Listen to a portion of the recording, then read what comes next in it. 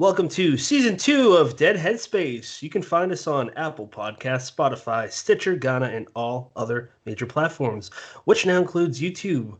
Watch us or watch any of your favorite episodes, including this one, by searching for Dead Headspace Podcast. I'm your host, Patrick R. McDonough, joined by my co-host, Brennan LaFaro. Say hi, Brennan. Hello, everybody. And returning guest host, Cassie Daly. Say hi, Cassie. Hello. And today we are talking with author, podcaster, and one of horror's biggest ambassadors, Brian Keene. Say hello, sir. Hello, sir. And now I got a friend of the show, a friend of you as well, Brian, that wanted me to start this episode out with a very specific comment. That is Mr. Gabino Iglesias. He wanted me to ask, well, actually, a question, not a comment. Why do you ruin everything? Oh, we just gonna get right into it then. Fuck it. I guess he set me up. If for listeners who haven't read my sort of memoir, End of the Road, Gabino writes the introduction to it, and he talks about. Am I allowed to curse on your show? Fuck no. Yeah, kidding. All right. Yeah. He talks in the book about how he was at a World Horror convention in Austin, Texas that I was attending, and he was afraid to approach me all weekend because he enjoyed my books, but he had heard through the grapevine that I was an asshole. So he didn't approach me, and he waited until the next convention we were at in Portland, Oregon, and he caught me by myself, and he found out through the course of the weekend that, sure, I'm an asshole if you deserve it, but,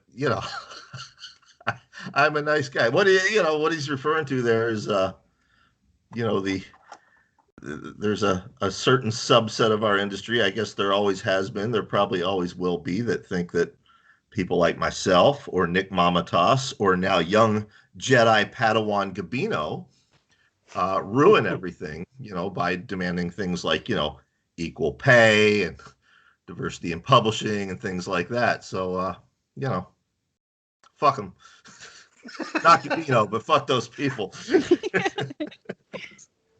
There's the last word. Wonderful. Which leads me to an awkward segue of what got you into horror.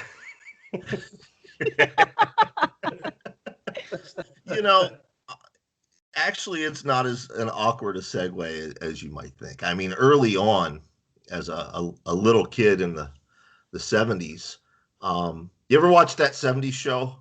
All the teenagers are partying, and sometimes you see the little kid in the background. Well, that was me. I was that little kid.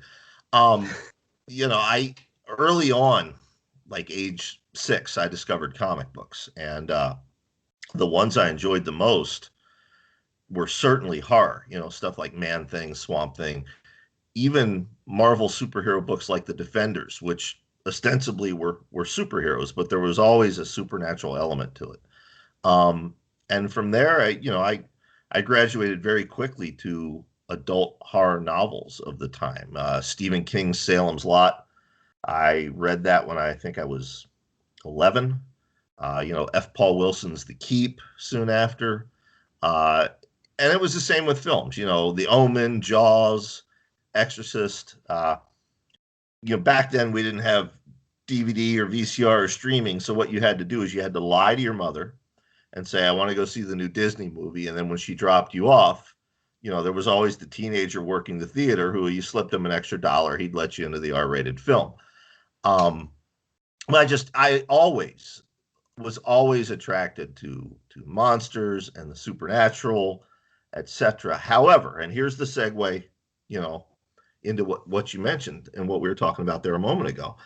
As I got older, and I'd like to say I discovered this in high school, but I really don't think I discovered it till my 20s.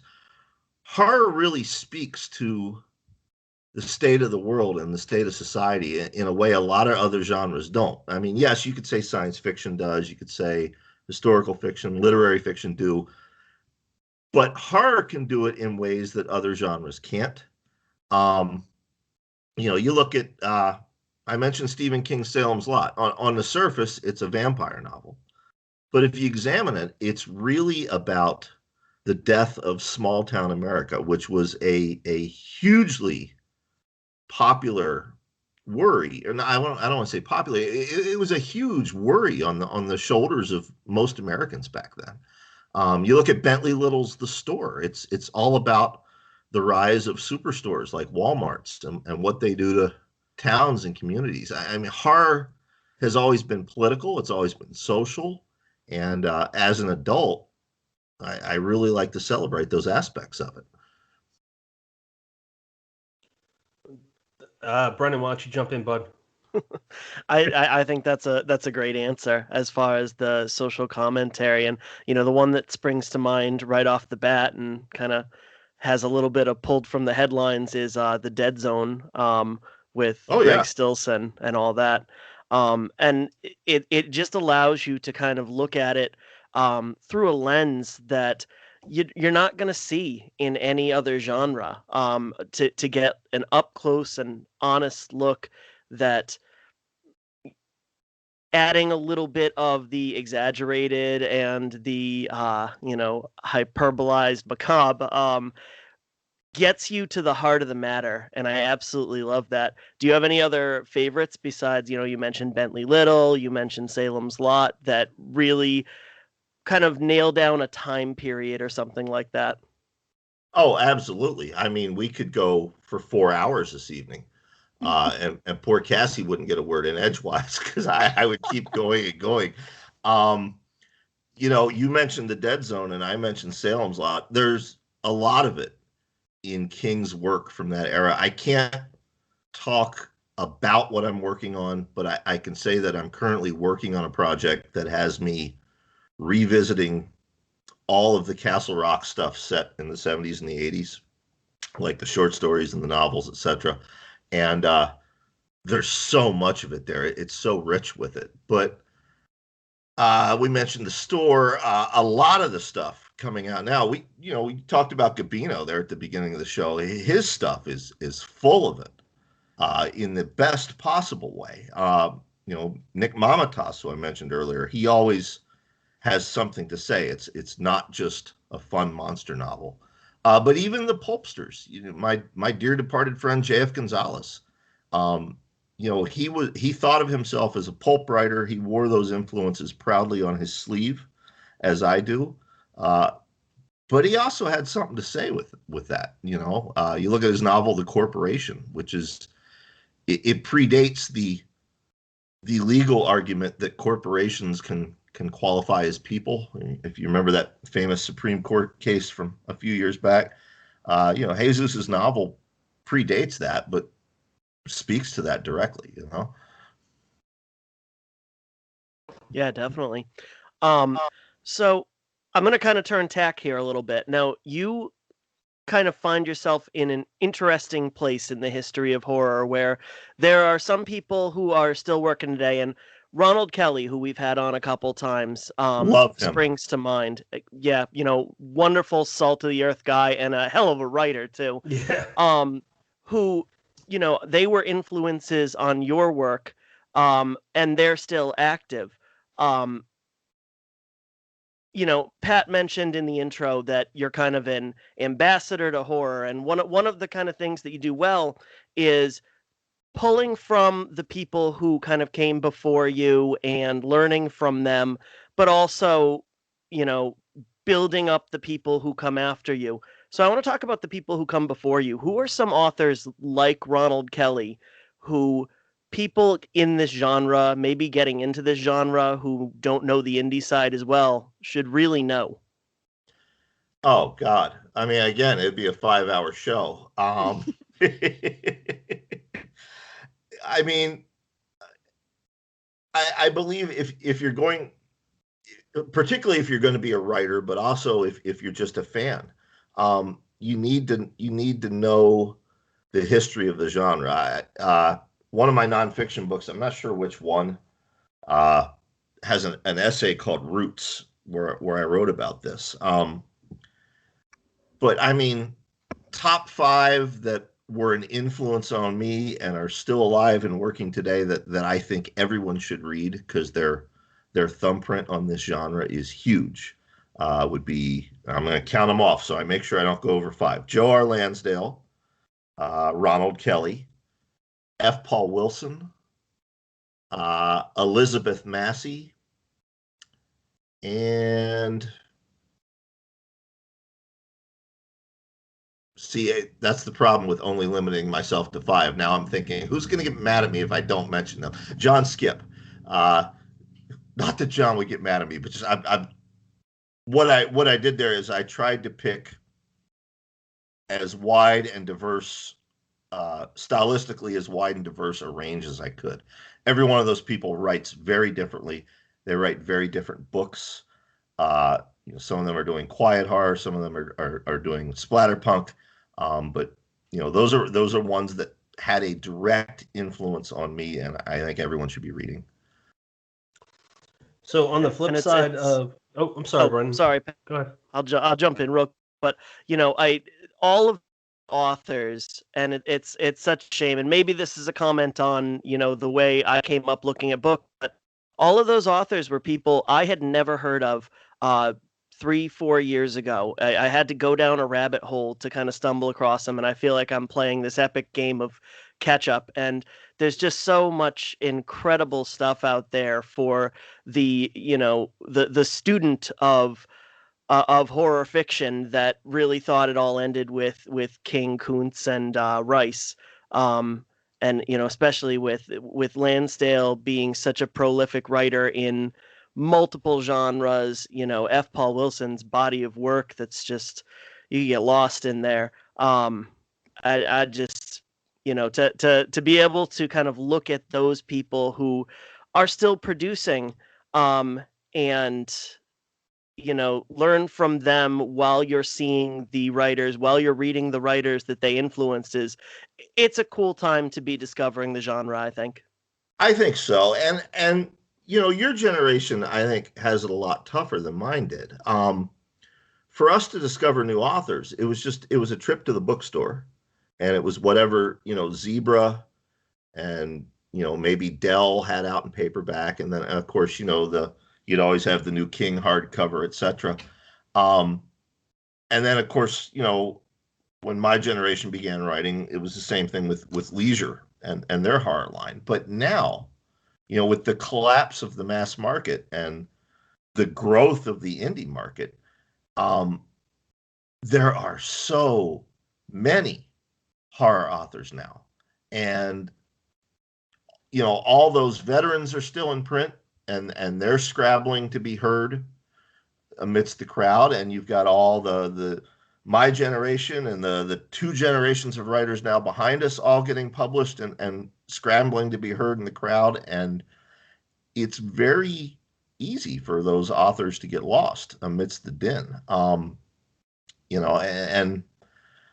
I think that might be part of the reason why I continue to champion so many of these authors. Like, I had Brian Hodge on the podcast shortly before we pulled the plug on the horror show, and I'm so glad I did, because Brian is one of those authors that he stuns me into silence when I talk to him. He's so smart. He knows so much about this craft, and he's just so goddamn good.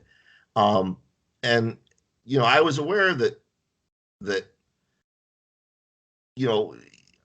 while myself and others I know, friends I know, while we just celebrate his entire catalog, there's a whole section of the genre that's never read him, and it's important to me to champion authors like that.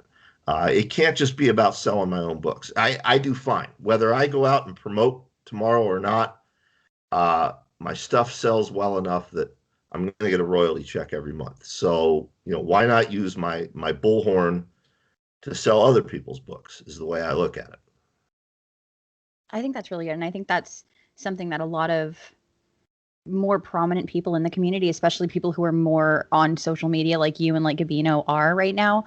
I see a lot of you guys trying to do that, trying to promote people and trying to like bring other people into the fold of your own success, which I think is really cool to see. As somebody who hasn't been reading this for a long time, like I just wrote down all of those people you said because I hadn't read books by any of them. Yeah. So, and I know that as we go already, like we're only like 20 minutes into this and I have like half of a page written of stuff because I always take notes. Like I feel like I'm in school when I do podcasts. Right.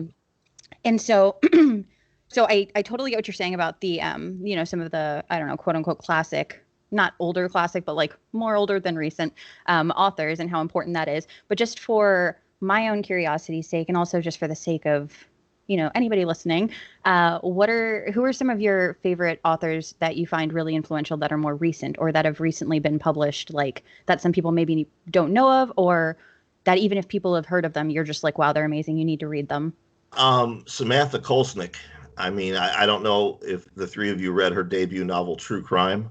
Yeah. We all loved it. Yeah, we all Yeah, I mean, that was a game changer. I can't stress that enough. And you know, I like Samantha. I've had her to my house, and I suspect she thinks I'm just saying nice things to say nice things. But Samantha, if you're listening, I'm not bullshitting you. That novel was seismic. I mean, it I don't want to keep comparing it to Ketchum's The Girl Next Door, simply because I think true crime can stand on its own. But you know, there was a moment in horror fiction when Jack Ketchum's Girl Next Door came out, and you bought it at the drugstore, the bookstore, and it had this terrible cover of this skeletal cheerleader. It had nothing to do with the goddamn book. But you know, you're 16 years old, you're gonna buy that shit because there's a skeleton cheerleader. But you read it, and if you've only been reading Dean Koontz and Anne Rice and Stephen King and Ronald Kelly, you know, and they're all great, but then you get to Ketchum's The Girl Next Door, and it's like you've been bathed in acid. You know, it's just it pushed the genre to places it had not yet gone, and I think true crime does the same thing. So she would definitely be at the top of my list. I tease Stephen Kozanowski. Everyone knows that I mentor him. But the reason I decided to start mentoring him is because I read his stuff. I really liked it. I thought he had a lot of talent. You know, I thought he, like Jonathan Jans, I thought the two of them had the potential to break really big. And you know, maybe I could guide them around some of the pitfalls. So you know, those three. Wiley Young, I really like. Somebody on Twitter yesterday said he's like the mutant love spawn of myself and Joe Lansdale. I'm not sure how Joe felt about that, but I got a good laugh out of it. Chandler Morrison, he's I guess he's probably thought of more as a bizarro writer, and his stuff does have surreal elements, but it's also very much firmly set horror fiction. You know, I think he's very subversive in his writing. You know, I expect good things from him as well. Okay, my turn. Sorry, it's hard to tell sometimes. Along those lines of newer authors, I've listened as a student of this genre myself. As soon as the episode where you talked about cheesing, that's when I first discovered your podcast. So was that 2 years ago, 3 years ago? 2 years ago, yeah. I bring that up. You were a latecomer then. I was, yeah, I was, and I dove into the deep end as of that year. So it was 2019, and after that, I just started listening to your older episodes, and I was picking things up left and right. And I know how often you talk to people, and how much time you have, and how much time you don't have. So my longbow question is, how do you say no to so many people and know who to say yes to, man? Like when you reach your point, I can imagine, like, I was nervous I'm sorry to cut you off. I was just going to say I was kind of nervous to ask you to be on the show because I didn't want to be one of those people. No, that's a great question. And honestly, Patrick, I don't know that I have a good answer. It's something I still struggle with. Years ago, you know, because when you start out as a writer, everybody thinks you're instantly wealthy, and you're not. Most writers, in fact, never become wealthy. You know, I make a comfortable blue collar living. On average, I pull in 60,000, 70,000 a year. probably a lot less than people think I make. But I live in rural Pennsylvania, and you can live very comfortably in rural Pennsylvania on that amount of money. It's the same amount my buddies at the factories are making. But I had a hard time realizing that I had achieved that. I was still thinking in terms of the writer who's trying to make it and is always chasing the next advance and the next royalty check. And several years back, I overcommitted. I kept saying yes to every offer that came my way. And it got to the point where I couldn't keep up with all the stuff I had. And I was talking with another author who I admire and look up to, Norman Partridge. And I was talking with him about it, and he says, I want you to do something. Do you have a Post-it note there? And I said, yeah. I grabbed the pad of Post-it notes, and he goes, I want you to write this down. And I said, okay. N-O. And I said, okay. He says, now stick it up above your computer. We talked at the beginning about people thinking I'm an asshole. I take that shit to heart sometimes. I do. Nobody wants to be hated. So every time I have to say no, I worry about it. And as a result, I've gotten to the point where, I'll give you a quick yes or a quick no once I see your email. It might take me days to answer your email, and that's not by design. It's just I can't keep up. But I'll give you a quick yes or a quick no, and it's not personal. And I have to assume that people will understand that I'm busy. And if they don't, then they'll join the ranks of those who think I'm an asshole. And I mean, there's only so much you can do. I'm 53 years old. I have a 30-year-old son and a 12-year-old son, and trying to be a father to both of them. And those are two very different skill sets because they're two very different ages. At the end of the day, I want to spend time with my partner, Mary Sangiovanni, and I can't be on all the time. I haven't given you a good answer because honestly, Patrick, I'm still trying to figure it out myself. But I don't know. I don't know what the answer is. What you do? Do you have a post-it note there? I got a corkscrew board behind me with my. On the corkscrew board, write down N-O. Just tape it up there. Just wrote it. Yeah. So, Brian. And there's been times I've missed out on doing things I would have really enjoyed doing, simply because I get overwhelmed with email and messages, and then I fucking forget about it. Ron Kelly had asked me to do something for him, and I would drag my balls across 6 miles of broken glass for Ron Kelly. But he hit me up at a time when I was literally just buried in stuff, and I forgot. And then he messaged me about it. He was kind enough to be patient, and he messaged me about it. I'm like, yes, I'm going to get on that this week. And then I fucking forgot again because I'm an asshole. I was, you know what? Okay, I feel comfortable in saying this just because it's along the content of the conversation. But every time I emailed you, I was like, and I said something to Mary, actually, when we had her and Aaron on our season 1 finale. I said, I'm going to say something dumb and Brian's going to get pissed at me. Every time I send you an email, I was like, I know he's busy. I think he's going to kill me one day. Brian, you only helped your case by adding the, I forget what exactly the number is, but the average number of emails you get in the in one of the chapters in End of the Road, just to, give us a working number of just how full your email inbox is on a daily basis. I can tell you what it is right now. Hang on. Let me open the window. My inbox, as of right now, 9:32 p.m. on January 15th, 2021, I have 2,923 unread emails. Seven of those are spam. Yep. I have one unread email, and it's from myself because I had to send myself something from my iPad. I am like There- so on top of it. There's like one person whose emails I read right away, and that's Matt Wilderson, because I love Matt, I adore Matt. You know, and if Matt knows firsthand how busy I get, so if he emails me, I know it's something timely that needs responded to right away. The problem with that is now that everyone knows I'll read Matt's right away, everybody's going to be trying to go through Matt to get to me. Oh, Matt's gonna be pissed.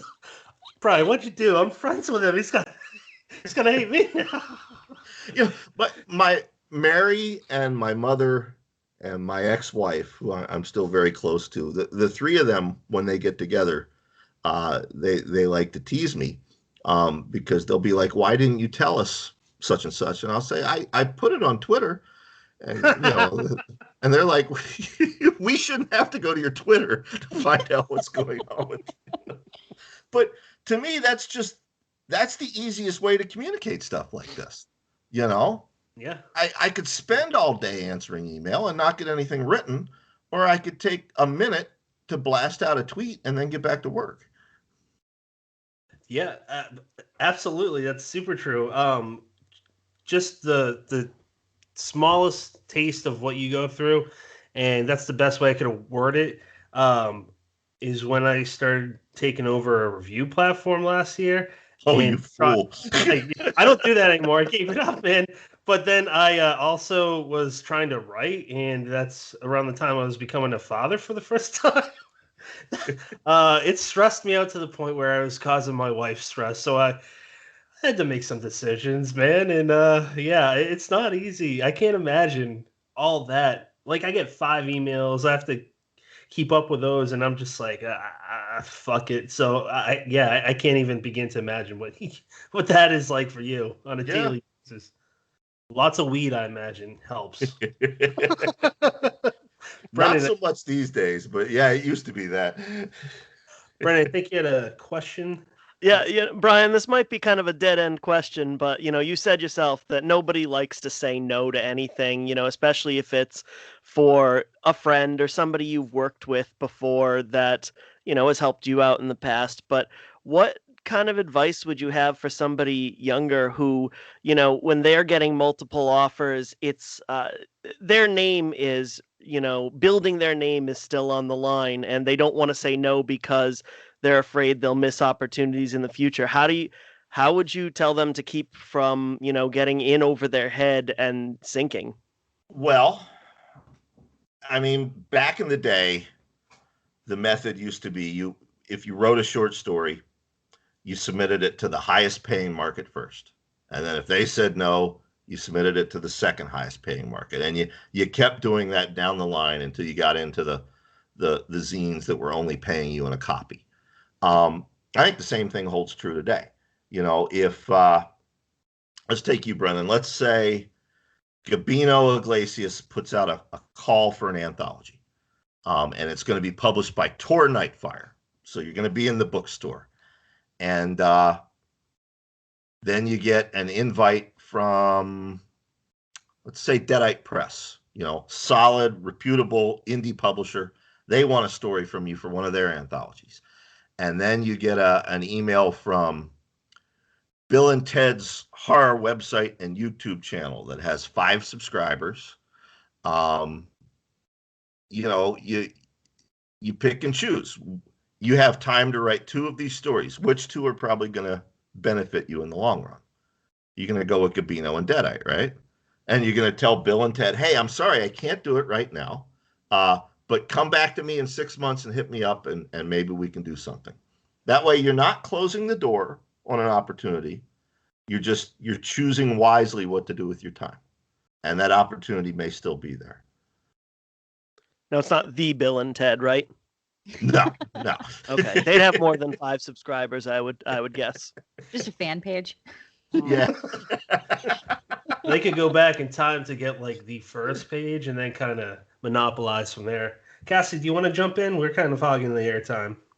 No, I mean, I've taken a lot of notes, but I just think it's nice that you're real with the fact that there even doing this for so long and even having as much experience and success as you have, you're like, I don't know, dude. Like, I really just don't know sometimes. Like, and I think that's, it's true. yeah. I mean, there's all kinds of books on how to write, and they're all full of wonderful advice, but there's not a lot of books out there on, how to deal with the stuff that we're talking about here. And I'm not the one to write it because I haven't figured out how to deal with it all either. Now, there is a question I had that I have not heard you elaborate on. Okay. You've mentioned that you were in the Navy, but I'm curious why you joined. Was that because it was a family tradition, or I've never heard you explain why? I joined because I was a dumbass. No, I was not the best student in high school. I was not National Honor Society. If you've ever seen The Breakfast Club, I would have been the John Bender character. I wasn't quite that bad, but I there was no way I was going to get into college. My dad worked at the paper mill. My mom was a homemaker, and there was no way I was going to saddle them with the financial burden of college. I didn't have the grades for it. I knew that I wanted to be one of two things. I wanted to be a writer, or I wanted to be a DJ. And a buddy of mine, my senior year, he had signed up for the Navy, and he says to me, come to this recruitment meeting, and I get credit. I'm like, what do you do with the credit? And he's like, I don't know, but I get credit. And I'm like, well, I don't want to join the Navy. He's like, no, you don't have to join. I just need to get people to come to the recruitment meeting. So I show up, and the guy says, well, what do you want to be? And I said, I want to be a writer or a DJ. And he said, oh, you want to be a DJ? You could be a radio man in the Navy. And, I'm 17. I'm thinking radio man, radio, DJ. Yeah, that sounds right. So I come home and I tell my parents, hey, I'm going to join the Navy. And because I'm 17, you need to sign for me. And, we had a very military family. My dad was in Vietnam. My grandfather flew over bombing raids over Japan during World War II. My favorite uncle, Uncle Hobie, was there on the beach on D-Day. So, and it wasn't wartime. It was 1985. So, and my parents knew that I was a dumbass who wasn't going to go to college. So they're like, okay, yeah, if this is what you want to do. So I graduate high school and I go off to boot camp 2 weeks later. And a couple weeks into boot camp, the company commander is this little Filipino dude, Senior Chief Sugapong. I will never forget him. He says, Keene, I see you joined to be a radio man. And I'm like, sir, yes, sir. I bet you thought you'd be disc jockey. Sir, yes, sir. Keene, you dumbass. That radio man had nothing to do with playing records on the radio. But, I'm glad I did. I grew up a blue-collar kid in an uber-white small town in Pennsylvania in the 80s. And, everything was Protestant. Everything was, I'd say 70% of the people were into Reagan and the others were into the Union. And it was just everything was set. And it was just this small worldview. I knew one black kid in high school, and he was the only guy in our town. Before that, the only black people I knew were in Marvel Comics or on Sesame Street. So joining the Navy, particularly at that age, I was exposed to other cultures and other people and other religions and other ways of thinking about the world. And when I came back home, I don't want to say that I felt superior to my friends, but it became very clear to me that they were still stuck with this very small worldview. And I had seen and experienced a lot and understood the world a lot better. And I absolutely think it has informed my writing ever since. It's informed how I raise my sons. So I'm grateful. I hated the military. I do not do well with taking orders from other people.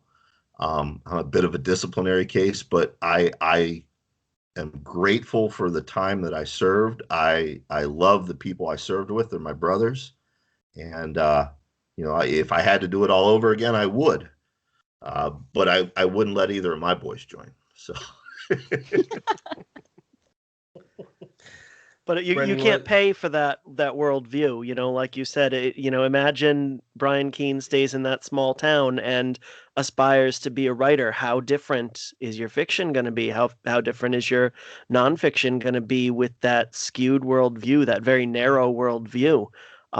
It's you can't even fathom. Yeah, I mean, in 4 years' time, I was everywhere except Asia and Antarctica. I was everywhere from the North Pole to Kenya to Israel, all over the place. We were even near Russia at one point.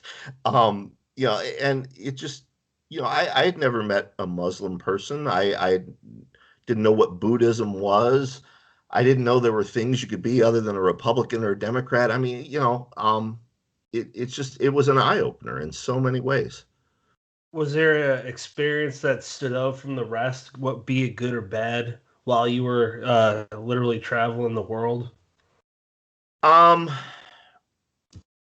Even back then, how Americans were viewed by other nations, it was either with contempt and loathing, because they thought we were braggarts. And we probably were at that time, or they treated us like these adorable little kids who were still new to the world. And the levels of poverty and cruelty in some places. I remember we were in Naples, Italy, for a couple weeks, and I saw a level of poverty on some of those back streets that I never saw. Up until that point, I had never seen in America. Of course, since then, I've been to cities all over America, and I've seen it firsthand. But you got a sense of, hey, America's pretty great. We're not as great as we say we are. We've got some shit to work on, but we're still pretty lucky to live here. That's fair. Yeah. The worst poverty I've seen was when the border to Cuba was open for Americans. My wife brought me on a cruise for my 30th birthday, and we went to Havana for a day. That was an eye opener for me, man. And I kind of took away with, I don't like my government a whole lot, but it's nothing compared to down there. I was in Cuba in 1986. We were at Gitmo, and I remember looking through the fence because you couldn't leave the base because the rest of it was Cuba. Yeah. And I remember looking through the fence. I'm like, wow, it's so beautiful here. And this Marine that was stationed there, he's like, yeah, you should see the rest of the country. It's a shoebox. Yeah, it was crazy. It's like basically all the cars didn't go past the 60s. The government dictates pretty much everything. There was this what do you call it? It was like a market, if you will, where everyone was. I have anxiety, but man, it went in overdrive because they knew we were Americans, and like I'm a big dude. I was clinging to my wife, man. I was like, Tara, we got to get the fuck out of here. My head's about to explode. They're all like, come here, we got something for you. I don't know. They all kind of viewed us as rich. I felt bad. I mean, but it's we weird. would see that a lot in Mexico. We saw it a lot. Probably the worst case of that, we pulled into Kingston, Jamaica. And, most Americans know Jamaica. They know the resort, Ocho Rios, and that's it. Kingston is a very different area. And before we even pulled into the pier, there were little kids jumping off the dock, swimming up to this big giant-ass troop carrier, wanting us to throw coins down in the water for them. Which is super dangerous. They can get sucked into those propellers and, turned into shark chum real quick. But Yeah. but they do it all day, every day. That's how they get their money. you know. Well, yeah, I really don't know what to say to that. It's crazy. That's horror. Yeah. That's real life horror right there. I kind of wanted to jump to fatherhood because from the time the 2 or 3 years that I've really dove into the horror community, I've noticed there's been three guys on the top of my head, and now this year, well, last year with Ronald Kelly. Um, I want to be, if I can, a full time writer, but I love being a family man, and I see and hear and you and Jonathan Jans, Joe R. Lansdale, and Ronald Kelly. That's what you guys are, and I'm like, it's possible because before I knew that other writers were like me, and not just Stephen King before Twitter. I was a lonely kid that wrote weird stories, and I thought that I was going to be an alcoholic writer because that was my perception of it. And I come from an Irish family, so I'm like, it makes sense.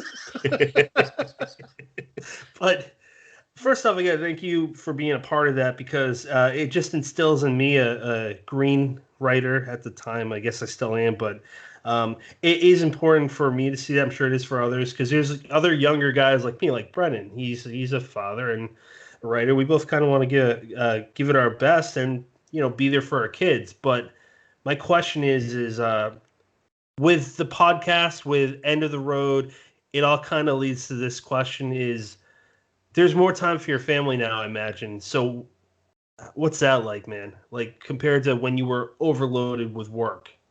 Oh, it's great. I mean, it took a long time to achieve that level of security where, okay, I don't have to release a new book every 4 months. I can sit back, I can relax.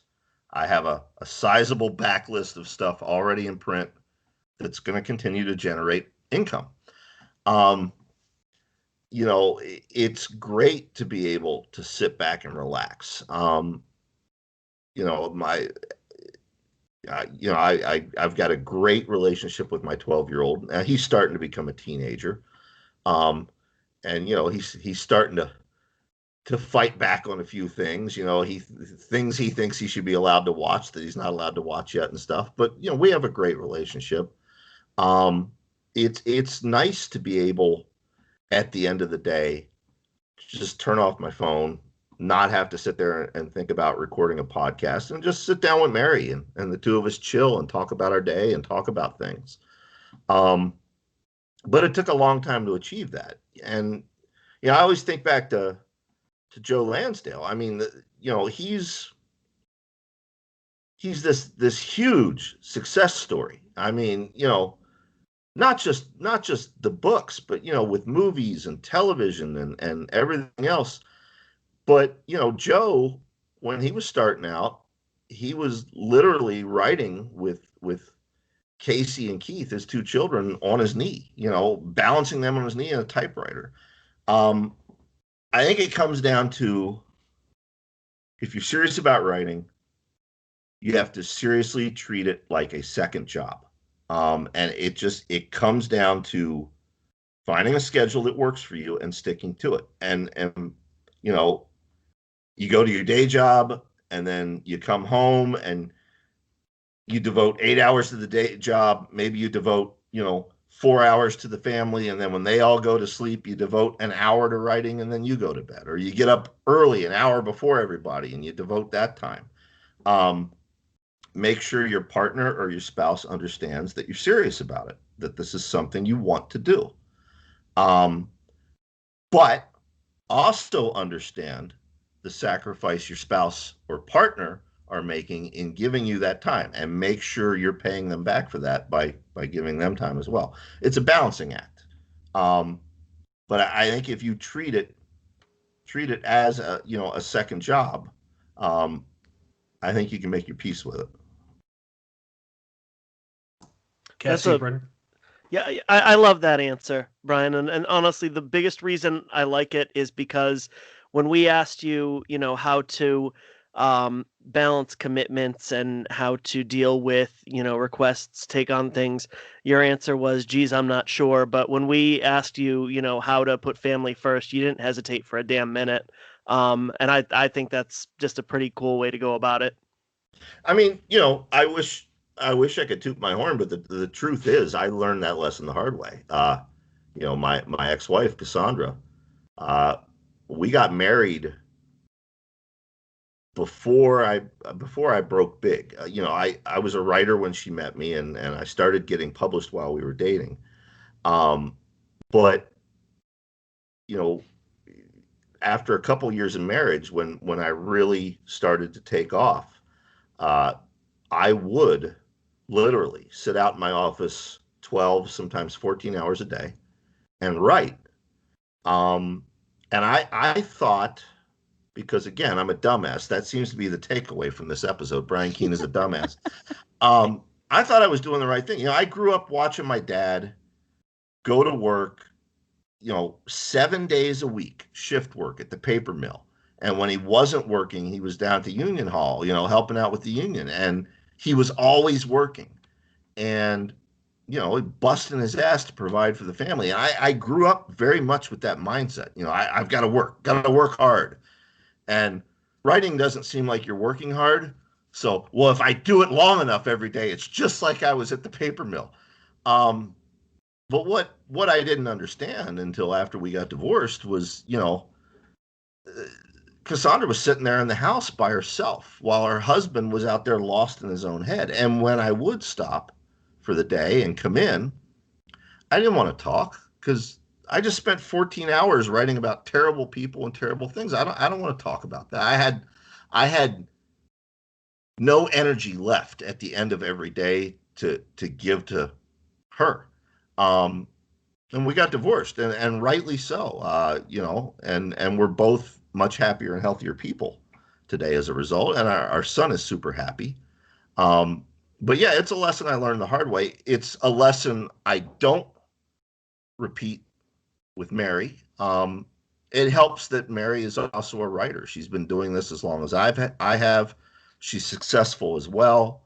And we've known each other since we both started out. So, we can approach it a little differently, and, it's nice to be able to do that. But yeah, at the end of the day,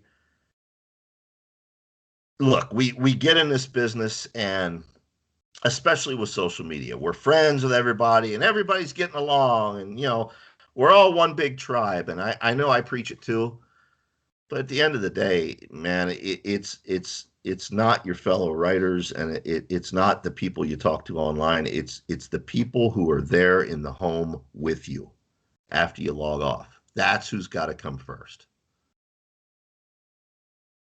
Yeah, very, very well put. So you mentioned that when you start out, you might devote an hour a day at the end of the day or in the morning, and it kind of varies depending on what's going on, how I guess seriously you're taking it and how much of your job writing becomes.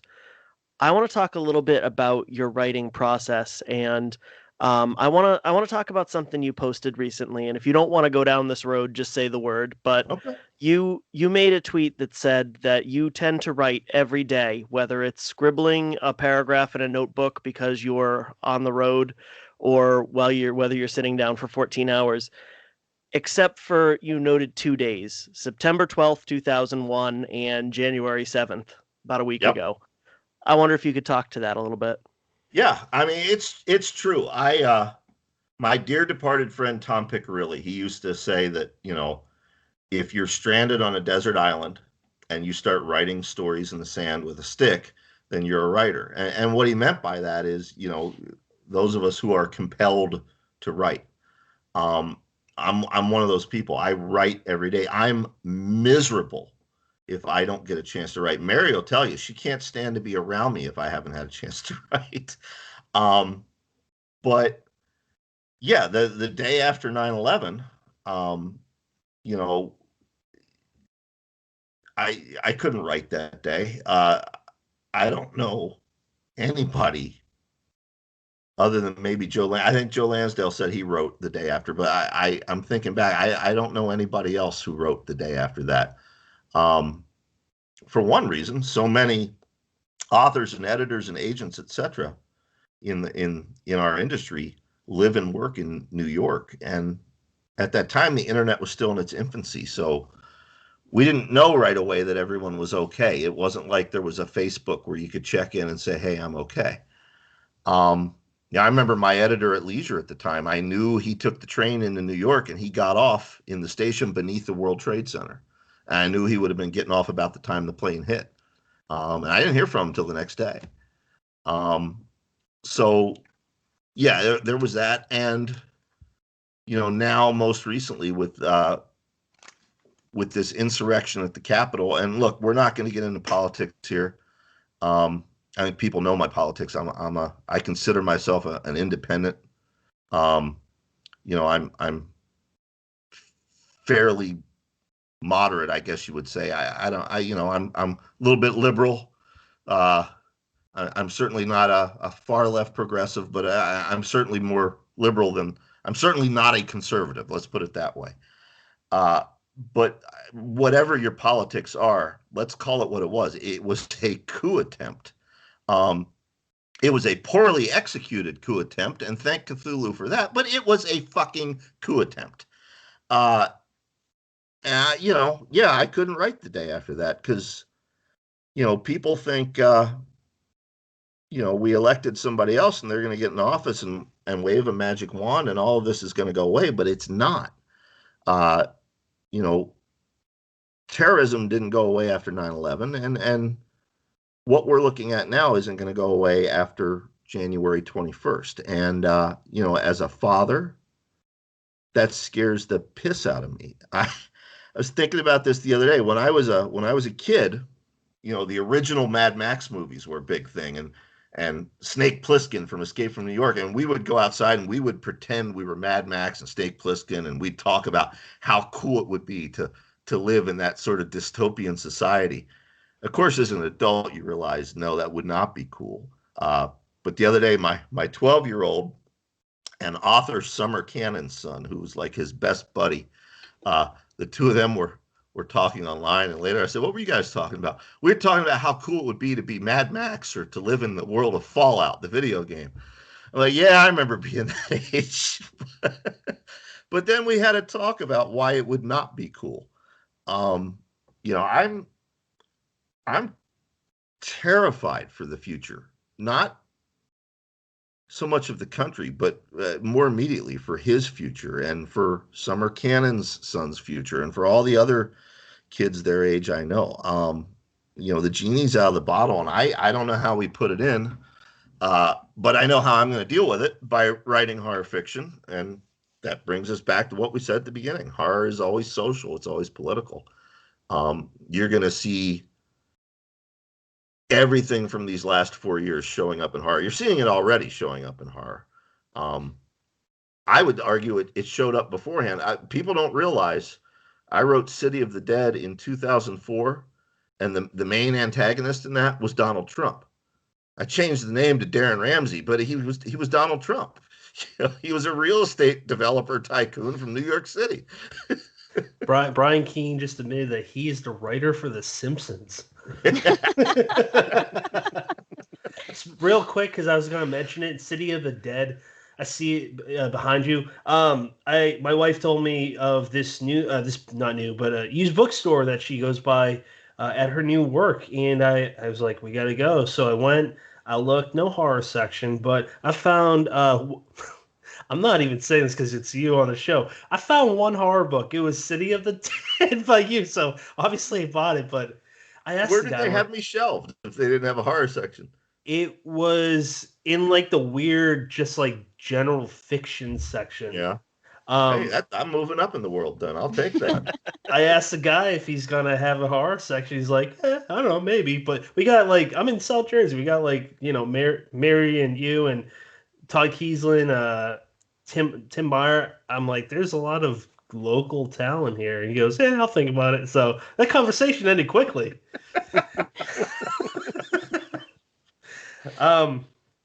Cassie, I don't want to cut you off. If you have a question, go ahead and ask. Okay. Yeah. So this is the part where I just kind of selfishly asked questions that I'm very curious about. So I know that from what you just said, it doesn't sound like you have very many of these days, or maybe you do and you just push through it. What do you do, or how do you handle it when you just, or maybe you just never have this, but when you feel like you just can't write something, or like when you're just like your brain won't allow you to think and you just stare at the page and it's just like and then that's it. Like that's all you can get. Like, would you count that as a writing day, or would you just force yourself somehow? No, I'm not going to count those, right? I mean, if you sit there for long enough, maybe it's 14 hours of the. I always use this analogy, Cassie. I used to work in a foundry. When I first got out of the Navy, I had a job in a foundry. I had to make like 200 molds a day, or I didn't get a paycheck at the end of the week. So I always approach writing by, I try to do X amount of words per day, or I'm not going to get a paycheck, at the end of the month. I'm not going to get a royalty check. I'm not saying they have to be your best words. Okay. You can write total shit if you want, because you can always go, the beauty of writing is you can always go back the next day and look at what you wrote and say, yeah, that was total shit. I'm going to rewrite it and make it better. But at least you've written something. At least you've produced. It's like if you're making a clay pot, that first draft is just the wet clay on the wheel and it doesn't have shape and form yet. So, if you force yourself to write beyond then your pot kind of has shape. Okay. And then when you come back later and revise it, now it actually looks like a pot. And then, that final draft, you slap the glaze on, throw it in the kiln, and hey, you've got a pot. Yeah, there are absolutely days. There are a lot of days where I type and then I stare at it. There are a lot of days where I would much rather be on the Xbox. I'd much rather be out in the woods. I'd much rather be playing Minecraft or Roblox with my kid, or, talking music with my oldest kid, but, I still got to work. So I just forced myself through it, with the agreement with myself that it might not be my best work. Another trick, this is one Richard Lehman taught me. He actually writes about it in his book, A Writer's Tale, if you can ever find a copy of that. When I end for the day, I end in the middle of a sentence. Okay. And then when I come back the next day, I read what I wrote the day before. And when I get to that sentence, it's like a cliffhanger and I'm back in the story and I know where I want to go. A lot of times that will get you beyond that empty space following the, you know what I mean? Mm-hmm. I think that makes a lot of sense. And that's not how. So I've only been doing this for like a few months, so I'm not anywhere near the rest of you. But like when I was doing it, I'd be like, oh, good. Like I finished this chapter. And then I would go back, like I don't do it every day, but I would go back like a week or two later. And then I'd be confused. And I'm like, where was I going to, like, what was going to happen here? Like, what's going on? Where am I in my own thing? And I'd have to reread like the first 5 chapters just to figure out where I was. And that's normal. It was a mess. Is it? Yeah, that's okay. normal. That's you're good to know. Right. So do you count, so when you're going back and revising, like if you were to go back and you're like, oh, everything I wrote yesterday was shit, except for maybe a couple of lines, like, and then you rewrite all of that, would that be a day of writing, or does revising count separately? Okay. No, I think that counts. I absolutely think that counts, because you're still producing. You're still doing work. You're still throwing wet clay on the wheel and forming it and shaping it. You know what I mean? Cool. Good. That's good. Sitting here taking notes. Another trick that Brennan suggested was one from you, excuse me, where when you, I think it was, correct me if I'm wrong, if you don't know like the correct details on something. George Washington. Yeah, that's it. Because one day, long story short, Brennan and I wrote a book together. It's in the first draft stage, but he said, let's go with that because there's stuff that we don't know. And I'm like, fuck it. Okay. So that works. Yeah, I do that. I am very bad at hopping on the internet real quick to do some research for a paragraph. And then, 2 hours later, I'm on Twitter. And I'm like, what the fuck am I doing? So So if I don't know something, like let's say my protagonist is a big fan of the show Supernatural, or they like K-pop, and I'm a 53-year-old dude. I don't know shit about K-pop. Um, instead of breaking the momentum and going and researching it, I just type in all caps, bold all caps, George Washington. Okay. And then when I come back to do revisions, I'm like, oh, that's right. I need to go research K-pop and actually find out what the fuck I'm talking about. And the beauty of it is, if I miss a George Washington, my pre-readers catch it. Hey, and I've had that happen. Unless you write about George Washington, that is not going to get confusing. Yeah, So it go. would stand out. Now we're almost an hour in, and we haven't even touched on.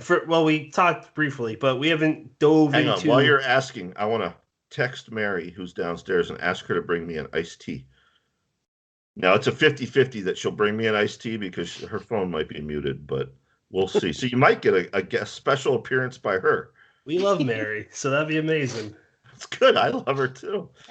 You probably love her more. So That's fair. All right, that's been texted. Now we'll see.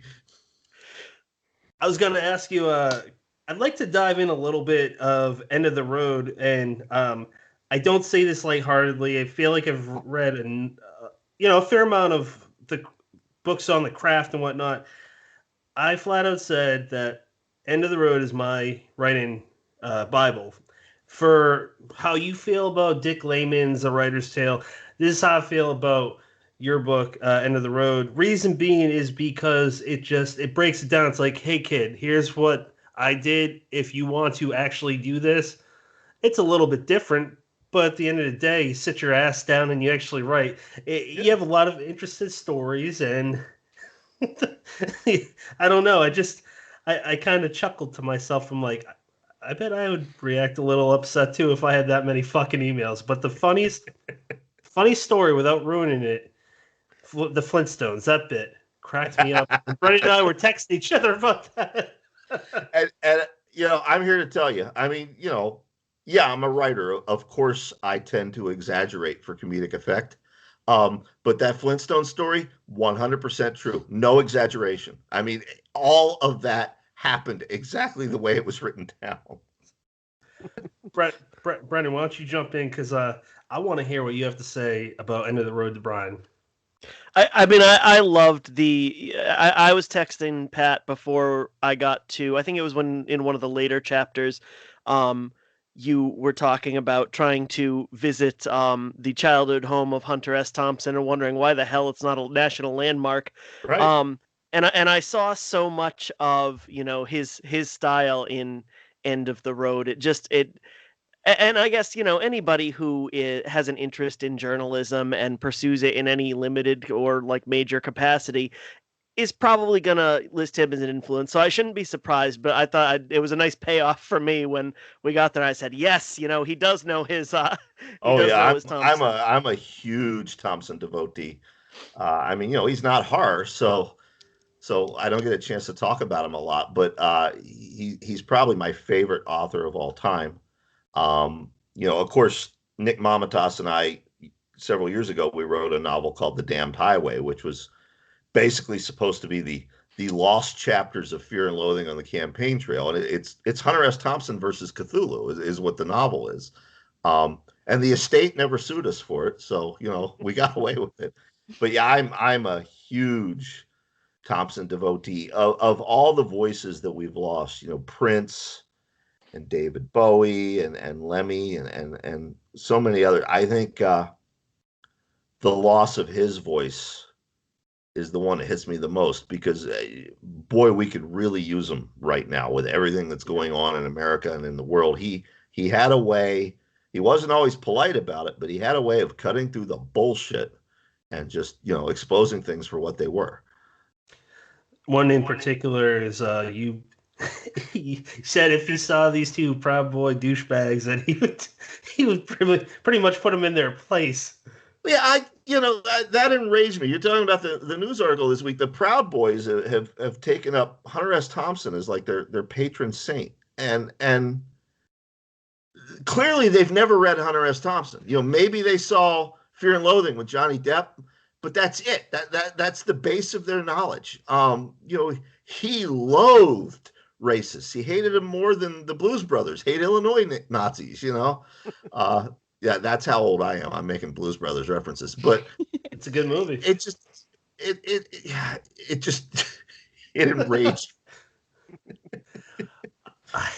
You said that that he's one of your favorite writers, and I can completely get on board with that. Anybody who Fear and Loathing in Las Vegas is a great book, and The Curse of Lono and all that. But anybody who could, his articles are every bit as engaging and enthralling as your wildest fantasy book. Absolutely. And to make I wasn't born in 1972, but the Fear and Loathing on the Campaign Trail, like that book had my attention for the entire runtime. And we said that we could use his voice today, like just every time that he rattles off a description of Nixon, it's hilarious. You want a supercut of every adjective laden description of Nixon that he ever used. It's just wild stuff. Yep. There was an article I read yesterday, Jack Kirby's boy. I don't remember his name on the top of my head. Don't know if any of you read it. Yeah, okay, it's Neil. Yeah, he was really disgruntled about seeing his father's probably best known character, Captain America, just on. This is as political as I get in this episode. Just on like Nazis wearing them as shirts with Trump as Captain America or just the shield itself. And he said, my dad wouldn't have felt more angry about anything than this. So it's real interesting how idiots can turn such an awesome thing into something you just shake your head at. Well, exactly. I mean, look, I think fans who follow me on social media know that I have a deep affinity for the character of Tony Soprano on The Sopranos, because I get at its core that character is stuck between two worlds: his job and his family. And what were we talking about in the first hour? It was all about being stuck between your job and your family. That's why I love that character. But just because I have such a deep affinity for Tony Soprano doesn't mean I'm going to go out and start an organized crime family and murder people and have all these gumars. And I don't understand. And listeners, I'm not talking about Republicans or conservatives. I'm talking specifically about racist white supremacists. I don't understand them adopting characters like Captain America and the Punisher for as their totems. Yeah. The Punisher would gun them down in a heartbeat. Yeah. You got a guest. You got your tea. Oh, Mary Sangiovanni joining us. Hi. 15 minutes after I placed the order. That's fast service in some places. You don't know. Where's your tip? You got a tip. This is why your service was slow. Thank you very much. Oh, Cassie, you put me on the spot here. I don't. Look, I do deliveries. what? I gotta speak up for the tips. What's the restaurant where if you're happy with the service, you ring the bell when you leave? Is it Arby's? Bye, Mary. Right. Bye. Love you. Bye. What the hell were we talking about? I know Tony Soprano. I don't know. We were certainly talking about how one of the most famous Captain America covers of all time is him punching Hitler. Yeah, and I've been a Captain America fan since I discovered comics. It was the first comic book I ever bought was Jack Kirby, Captain America issue 195, where it was an ongoing plot line where he was trying to stop a coup from within the U.S. government. Wow. Holy shit. I find it really interesting that a lot of writers that I like fell into comic books first. I personally never did, and I don't have a dislike for them. I was more of like into films pretty much as a kid, comedy or horror myself, but someone else I can think of that is super famous, George R. Martin, and he said that he wrote as a kid to Stan Lee and actually had his letter published. I'm wondering what it is about comics that draws so many writers into that world before books. I think part of it is a generational thing. I was talking about this with I can't remember if it was Wesley Southard or Mike Lombardo, and it just occurred to me when Cassie asked me in the first hour about new authors that I really enjoy. I didn't mention Wes, and he's at home crying right now. If he's still listening, he may have turned the podcast off when he found out I didn't mention him. But Wes is certainly on that list as well. But it was him or Mike Lombardo I was talking to, and for my generation growing up, we didn't have Goosebumps. We had the fucking Hardy Boys, which were lame as shit. But we if you wanted to play video games, you had to go to the arcade. Yeah, maybe a couple years later you got an Atari, but comic books were really the one thing we had access to. Now you have Goosebumps, you have video games readily available, you have a million things to watch on YouTube. It's just like we were talking before about not knowing all these horror writers. There's so much choice now. But back then, comics were the one thing we all had easy access to. You didn't have to go to a special comic book store. They were everywhere. They were in drugstores, grocery stores, everywhere. And they were very subversive. They were marketed at children, but the storylines were very adult. They weren't being written, particularly at Marvel, they weren't being written for children at all. But our parents weren't paying attention, so nobody knew that. I think comics itself as an art form, it is a very unique medium. It's part film and part prose, and you can do things on a comic book page that you cannot duplicate on film, and you cannot duplicate it in prose. So it's its very own hybrid art form, and that's what I love about it. It literally, comics is the one medium where you can do anything. Film will always have its restrictions. Prose is always going to have its restrictions. Not so with comics. And to my mind, part of it is, I don't know if nostalgia is the right word, but like you said, it was marketed towards kids and you grew up on it. You could get it everywhere. And I would argue that they're not marketed towards kids anymore. I mean, first of all, what kid can afford a single issue of comics? Yeah. How much do they go for?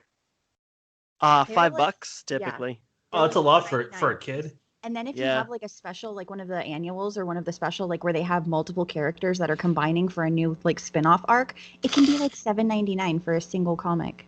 Exactly. It's wild. And then if you so like I collect comics, so I have a ton of comics in my house. And there have been times, I'm ashamed to admit, in the past, not recently because 2020 was hell, but before that, where a comic would come out and then I would buy the main comic and then I was like, oh, okay, some of my favorite comic artists are doing variant covers, and then I have to get the variant covers, which are additional money. Like some variants are so expensive, y'all. Like it's wild how much these things cost. Like it's sorry, that was a little tangent about the price of comics, but whoa, man, it is wild. No, you're absolutely right. I always gauge cultural interest in things based on my kid and his friends. And my kid loves to collect comics. He collects Simpsons, he collects SpongeBob, and he collects Mad Magazine. In fact, this week, he and I went to the comic store. Our local comic store is nice enough that they let us come in when nobody else is in the shop, so we don't have to worry about COVID. This week, he bought a Mad Magazine that's a year older than I am, with his own money. But he and his friends have zero interest in current Marvel or DC comics. Now, they watch the cartoons, they watch the movies, they play the video games, but the actual comics that are being produced, they've got no interest in it. And I think part of it, like you said, it's the price, and I think the other part of it, like you said, is that they're not being written for that age group. You know, you go and see what was the animated Spider-Man movie, Into the Spider-Verse. He came out of that, loved it. He was all about Miles Morales the way I was all about Peter Parker when I was his age. And I said, let's go to the comic book store and I'll buy you a Miles Morales comic book. And I thought, this is it. This is going to be the gateway drug. He read the comic and he's like, eh. I'm like, what do you mean, eh? And he said, I could identify with the kid in the movie. I don't know who this guy is. And I think he hit it the nail on the head right there, you know? I don't know that modern Marvel and DC should be written by a bunch of 50-year-old white dudes. And I realize I'm one of the 50-year-old white dudes writing them. And I'm not going to say no because, you know, I like money. But I really think they need younger creators who have a deep sense of the history of the company and the characters working on these things, you know? Oh, absolutely. I don't know if it's a main issue, but it feels like to me like there's too much going on at any given time. It's like you can't just go pick up the latest issue of Captain America. There's, 50 different spin-offs and 30 different writers writing those spin-offs, and it's just it gets really overwhelming really quickly. And this is just in the superhero realm. There's certainly a lot of other good work going into comics. In fact, the only issue by issue series that I've bought recently is before COVID hit. I was keeping up with all the, I can't remember the name of the series, but the series that Joe Hill had coming out through DC. No, not Lock and Key. Okay. Was it the basket full of heads one? That was one of them, but there was like 5 different series written by authors, and he was writing 2 of them, I think. But one of my favorite ones he wasn't involved with was the Low Woods. That was a really, really cool one. There was some good stuff in there. One of the comics he was doing for that, he needed to know what it was like to fire a Civil War cannon. And I was actually setting that up for us last year. I have a reenactor friend in Gettysburg who has an actual working cannon. Unfortunately, then COVID happened and we weren't able to make that happen. But how just a little aside. That's crazy. No, go ahead, Brian. Sorry. I forget. Continue, Brendan. I'll go back. Pat, are you going to say something about comics? Yeah, I was just going to ask, how the hell do they keep the history together? I was going to ask also if they have a team of Bev Vincents, because that's what you'll need. They used to. And now I remember what I was going to say. It was, so we're going to put your question on hold, Patrick, because first I have a story to tell that's not in End of the Road. So, you're talking about, and Cassie, you mentioned it earlier too, all the spin-offs when they do these big events. Remember when they quote unquote killed Captain America? Yes. Okay. I was writing Devil Slayer for Marvel at the time, and my main character and all the other protagonists are a bunch of American GIs serving in Iraq. Okay. It's the middle of the Iraq War, and my cast is primarily American soldiers. Don't you think they would react to the death of this patriotic symbol back home? So I wanted to include not even a whole issue. I wanted to include 3 panels where they talk about the death of Captain America and what it means to them fighting in Iraq. And I was told no, because it was too late to pitch it as an official Death of Captain America tie-in. That's how they think. That seems about right. So much editors. It's marketing people making these decisions. But now, Brennan, what did you say? Because what was your question? I don't know if I even had a question. The only thing that running through my head right now is I love that Brubaker run on Captain America. Great. From the first issue to the very last one he wrote, I thought that was some of the best stuff the character had to offer. Brubaker's fantastic. Patrick, what did you ask? Do you remember? I made a joke, but I was also being serious. Bev Vincent, for those that don't know. Yes. Okay, now I remember.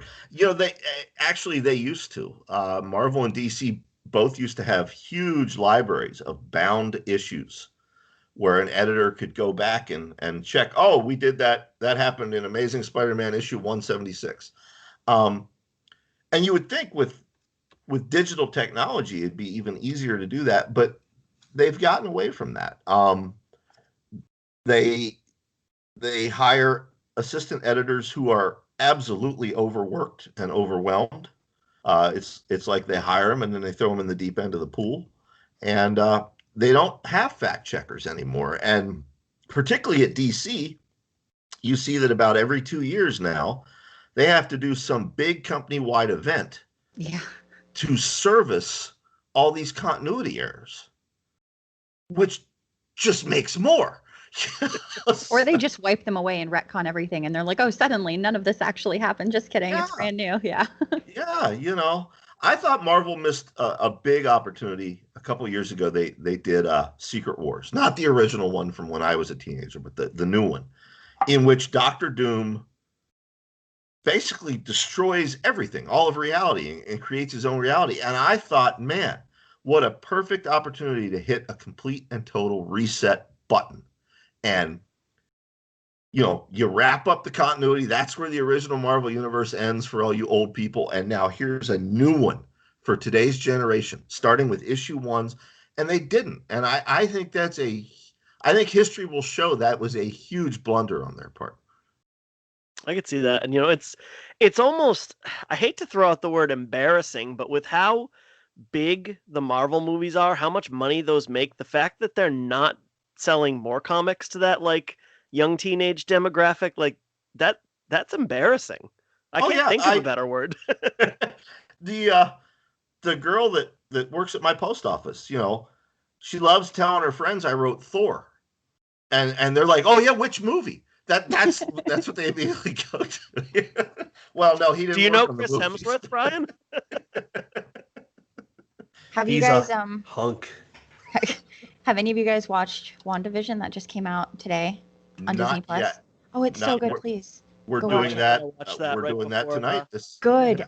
Yeah, I didn't know that they weren't going to release the whole thing, so I'm not used to Disney Plus doing, like, I just watch stuff on Netflix, so I'm used to it all being bingeable. So when I saw there were only 2 episodes, I was immediately, I woke up this morning going, WandaVision, and then I saw 2 episodes, like, oh, crap, like, there's only 2, but it's really good, and I really liked I won't spoil anything, of course, but just from the pictures you've seen, like, the black and white, and I really like that nod to, like, the old TV stuff. It's, like, my favorite TV. I loved it. I'm so excited. I want you guys to watch it. But okay, so aside from that, since nobody else has, I will say that I really like the something you said a little bit ago was that comics and graphic novels and those things kind of blend those different formats in a way that you would not get without that blend. Right.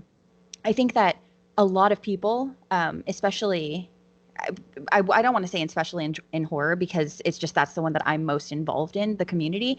But a lot of people I've seen kind of look down on the format or look down on stories that are told through that sort of medium, viewing it as like geared towards kids or, juvenile.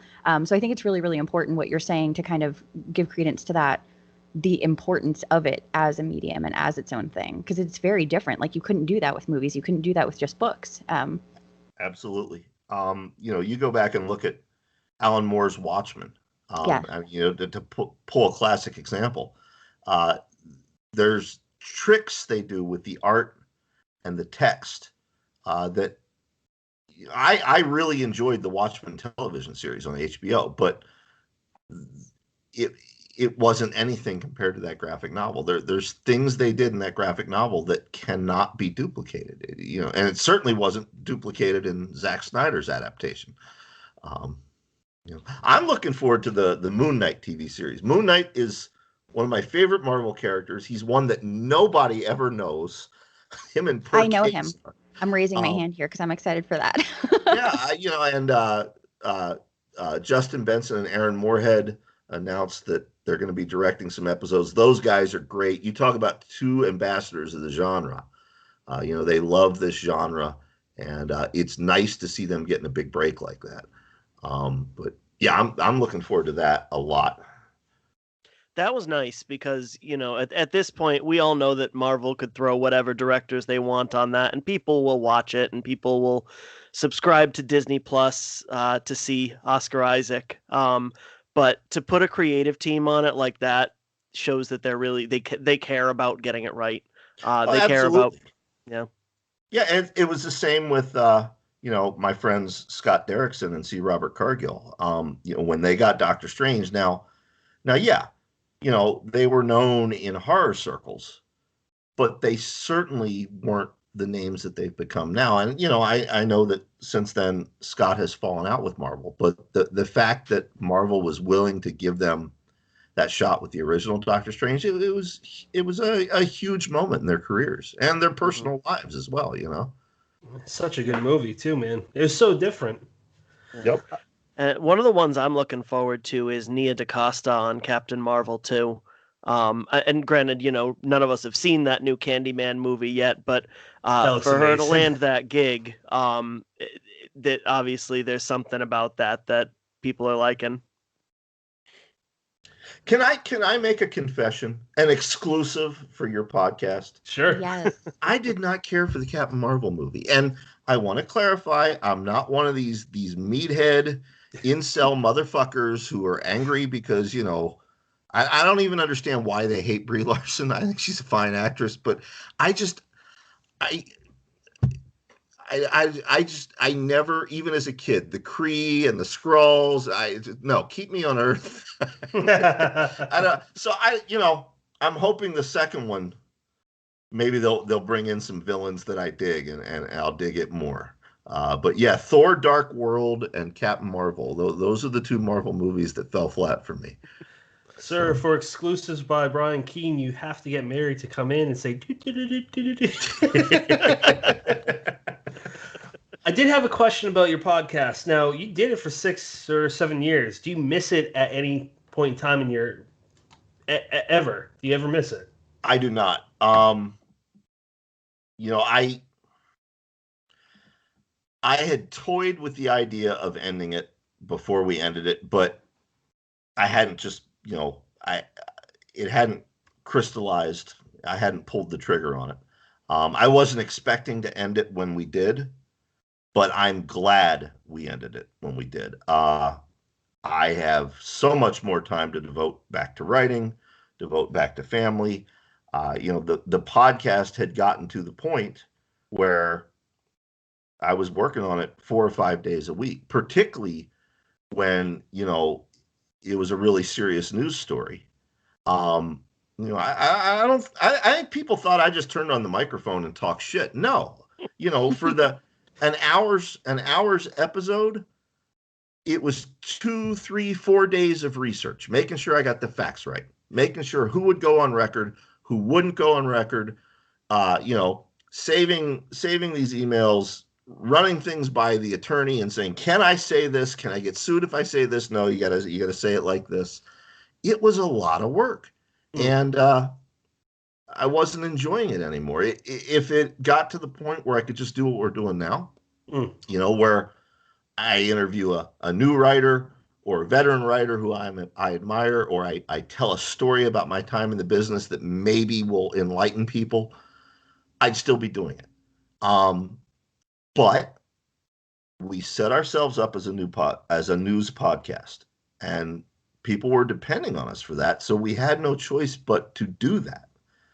And it just got to be too overwhelming, What I love is that since ending it, I'm seeing you guys and so many others are stepping in to fill that void. And now instead of just, one source, there's multiple sources. And I love that. If that's my legacy, then I'm fine with it. Your show for me is the show that kind of just clicked and it felt right. It makes sense. I'm happy for you because you're obviously happier. But I love your show. I love This Is Horror. I like other newer shows like Ink Heist. There's one, Does the Dog Die in This with Glenn Parker and what's the other one? Cursed Morsels. Derek Ragland. There's so many others. Lays of Horror Fright is one of them. But it isn't. It is interesting. I was going to get to that at the end of the show. All right, so always trying to rush me. No, I'm kidding. There is one dedicated to Christopher Pike, which I was going to. Look, the book's It didn't right here. sound like I was- you were gonna. It really did. No, at the end of the show, when we're talking about, okay, whatever. I love you. There Kat, I'm is sorry. another new show called the Pike Cast with Cassie Daly and two co-hosts, Cooper Beckett and Becca Fortrell. So Thanks. one of you take over so I stop digging a hole with friends. So I mean, I certainly don't want to downplay the news angle, because some of the stories that you guys covered on there as a group and gave, the very unbiased look at presenting facts as facts and opinions as opinions. That's, you had the mouthpiece to do that, and you had the reputation that people would listen to you. But one thing I really take away from the show is the snapshots in time, interviews with authors at certain points. And of course, the one that really sticks out to me is the Jack Ketchum interview. But Yeah. I wonder if there's any other snapshots throughout that, interviews with authors at certain times that you're always going to remember and you're going to go back and revisit. I mean, that one will always come first. What folks don't know, he had asked me specifically. He said, are you bringing your recording gear to the convention? And I said, yeah, why? You want to do an interview? And he's like, yeah, he said, I need to do one. And I knew he was sick. He'd been fighting the cancer off and on multiple times. But I hadn't seen him that year up until that point. And when I saw him, it was clear he was pretty sick. And we sat down there in the hotel room, and just me and him and Michael Bailey, and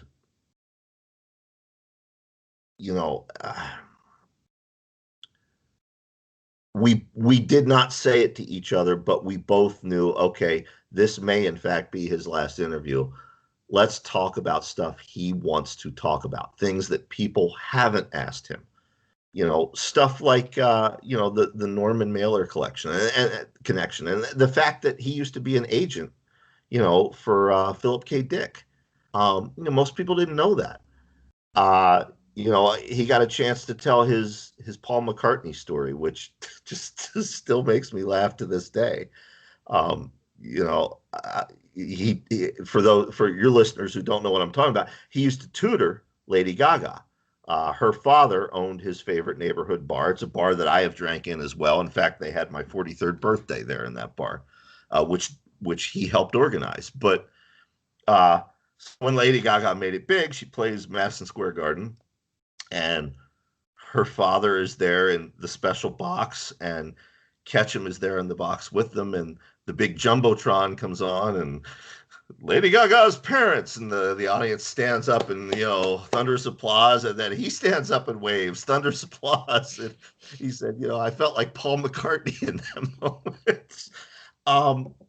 So his is always going to be my top. But there are a lot of other good ones on there. I think probably my favorite episode is the first time we had Mary on. It's in season 1. It's fairly early in the show. We were still recording it in the kitchen. We were still dealing with the meth heads who would come up. And people thought they were plants, like they were actors. No, they were legit meth heads. But the first time we had Mary on, it's me and Mary and Dave. And, I had gotten divorced, and Mary and I had dated for a bit, and we weren't so sure that these two best friends who are now dating, and they're writers in the same field, we weren't sure if it was going to work or not. So we had taken some time off, and we were just being friends, and I hadn't talked to her in a while, and she shows up, for the interview, and it was immediate. It was like, you idiot, this is your soulmate. What the fuck is wrong with you? For once, you got to let somebody in, Brian. Quit being a dumbass. But you can hear it in that interview. Dave pointed it out to me, and I went back and listened, and sure enough, he's right. And it's like the line from The Office, when the Office finale, when Jim Halpert says to the documentary crew, imagine if you could go through your life and watch the moment, this is the one. That podcast is it. I mean, you can hear Mary and I over the course of that interview realizing, yeah, we're supposed to be together. We're meant to be together. So yeah, that one is always going to stand out as well. You talked about that on one of the last season's episodes, and something else you pointed out was you could go back in time and hear you and your son grow, and I haven't stopped thinking about that. My boy is only one; he hasn't even talked yet. I have not stopped thinking about that. About what's going to happen with me and Philip. I hope I got what you got with him. Your boy is very smart, man. He might be smarter than you. Don't he's way don't hurt me. He's way smarter than I am. I'm proud of both of my sons. I love them both. I'm proud of them both. But little man, every parent feels that their child is special, but I'm telling you, he's here for something special. I don't know what it's going to be. Maybe he'll cure cancer. Maybe he'll just make a really good YouTube video, because that's his passion right now.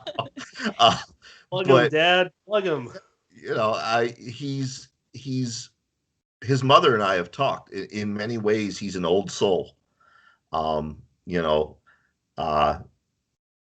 There's this theory in reincarnation that you eventually you achieve a level of universal knowledge, and I'm not so sure I believe that, but man, sometimes when he says things or his insight into things, I look at him and I'm like, maybe that's true, I'm super proud of him. And it is neat to go back to the early episodes of the podcast when he's little. I think he was 6 years old, that first season. And then, the end season there, he's not a little kid anymore. He's a young man, and it's neat to have that.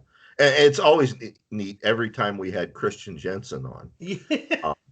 Because, the Christian's final appearance, when he infamously offers little man the whiskey and little man goes for it, I have to put a stop to it.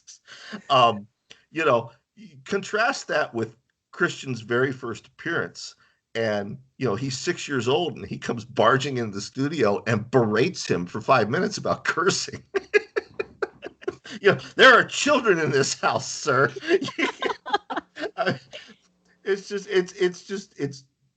We were watching, I was over at his mother's house the other night, and she's watching this show on Amazon Prime called The Mentalist.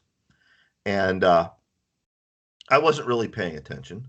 And our friend Pruitt Taylor Vince has a recurring role in the show. And I hear him go, "Hey, it's Pruitt," hey, it's, one of Dad's friends. Just he's had a neat life. He's had some neat experiences. His favorite YouTuber in the world, this guy that does Minecraft videos, Exploding TNT, tweeted him a happy birthday message. Casey Lansdale covered Pat Benatar's "Hit Me With Your Best Shot" based on his recommendation and gave him a shout out, during the recording. Comic artists have drawn pages for him and given him things. And, it's gratifying to have a job where he can have those experiences, but it's even more gratifying to see that he truly gets that not all of his buddies get to have that experience, and he's genuinely grateful to have things like that. So it's cool. That's cool. That's amazing. And when he answers questions, I don't even do this as a 32-year-old man. He thinks about what he's gonna say before he says. You can hear his gears turning and his calculations going off, man. And that's why I personally think he's a very smart young man. He did not get that from me. He got that from his... I had two more things about the podcast that, if you don't mind. Just one observation. So I listened not to every single episode, but a lot of them from the first one to the last. But I noticed that there was this really neat there's a few relationships that you could see grow. One was with Dave. He's your brother, and you could see that. You could hear, well, rather hear that. And it was different when he wasn't there. And as a listener, it was a bummer, but I still loved hearing your new episodes. And then when you added Mary and Matt to it, it felt like a family. Yep. So I'm bringing all this up not for the sake of us to just talk about it, but I urge listeners to listen to it. For me, this is a show, and Ink Heist is another show that had a big influence on me. So if you like my show, watch those. Or listen to those. The other thing I wanted to talk about, I'm so happy you had Jed Shepard on for one of your last episodes. Isn't he great? He's one of the coolest guys ever. The first message I sent him was like, "Hey, do you think you could come on my show?" And he's like, "Yep." And he brought Haley Bishop and Emma Louise Webb, 2 actresses from Host. And I'm like, he told us like 5 minutes before he was supposed to be on with us, and he's just one of the coolest guys ever. He interviewed Doug Bradley. I'm like, he son of a bitch. He's fucking Pinhead. So I'm curious. Is there? I don't know how to ask this, for lack of a better way to phrase it. Is there like a friendship there between you two? Because it seems like there is. Who, me and Jed? Yeah. I don't. Yeah, I mean, we're friendly. I don't know that I could say we're friends because we've never hung out in person. You know, 'cause I only got to meet him last year. But yeah, I think we definitely hit it off. And I think when COVID is over, you know, I've been promising all of my friends over in the UK that I'd get over there and visit because it's been too damn long. You know, I'm sure I will hang out with him at some point. He's a great guy. Yeah, he's a great guy. I like him a lot. I like his energy. I like his spirit, and you know, he's genuine. Yeah, and that guy loves VHS horror films more than anyone I know. Him and Rob Savage, they got, I don't know if, I'm sure you know, but they got a 3-film deal with Blumhouse. That's huge. Yep. That is huge. And it's nice to see that. It's nice. It gives hope to the little guy. Well, and it's nice when it's people like them who are succeeding, you know, because, and I'm not going to name names, but I can think of so many people in this business in my 25 years doing this that were just complete and total ass clowns and did not deserve it. So it's nice when people like Jed and Rob, you know, get that success because it's nice to see the nice guys win for a change, you know? Yeah. Brennan, all you, my man. Oh, okay. So, Brian, usually when we're kind of starting to wrap up, we want to talk to people about what they're reading right now, or if they've read anything recently that they want to kind of shout out to the masses. But I'm thinking about an article I read from the professor yesterday. She put out this great article about Women in Horror Month, and, you know, more aptly about celebrating it year round, making sure that you don't just relegate your reading of lady authors to February. So I'm wondering, who are some, I think I can probably think of one at least, but who are some women authors that people need to check out, in your opinion? All right. I'm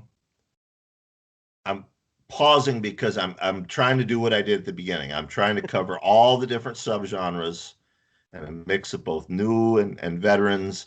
You know, we mentioned Samantha Kolsnick earlier. You know, definitely if you have the fortitude for it, check out True Crime with the disclaimer, it's not for everybody. It is a repeated sucker punch to the gut.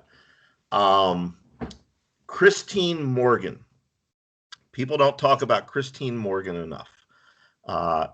As far as I'm concerned, she is the current queen of extreme horror. But the thing is, she doesn't just write extreme horror. She's having enormous success as an extreme horror writer. But, you know, she's written fantasy stuff. She's written historical stuff. She's written Bizarro. And there's a vein of very sweet humor that runs through much of her work that I don't think she gets enough credit for. Christine's great. I mentioned Elizabeth Massey earlier, and I would encourage people to track down her backlist. Elizabeth came into this genre at a time when it was still very much a male dominated industry, and I don't know that she would classify her stuff as splatterpunk, but it was certainly hard hitting, and she really stood out at that time simply for the fact that she was writing stuff that like Ketchum and Lee and Lehman were writing. She was one of the few female authors to do that. But what really fascinates me about Elizabeth, I don't think she has a sense of just how influential she's been. When I talk to these younger female authors, Elizabeth's name is the one that comes up again and again and again. And I don't think she's ever truly believes me when I tell her that. But Elizabeth, damn it, I'm telling you. Let's see who else. Cynthia Palaio. I'm really digging her stuff. Really digging her stuff. V. Castro. I like her stuff a lot. And Linda Addison, the OG, my dear friend, my one writer friend who I swear my father will leave my mother for. True story. At my wedding, my dad just developed this huge crush on Linda Addison, and it was the funniest goddamn thing I've ever seen in my life. He still asks about her, and Linda teases me every time I see her to come. How's your dad doing? Is he single yet? Linda's a poet, and not everybody is into poetry. But if you're not into poetry, I still encourage you to try her short fiction out. So there's some suggestions. Nice. And I know, you were one of the big name blurbs on the We Are Wolves anthology. How it's a great book.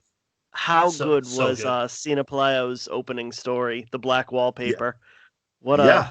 That's how you kick things off. like I said, she is one to watch. Definitely. Children of Chicago comes out next month. Yep.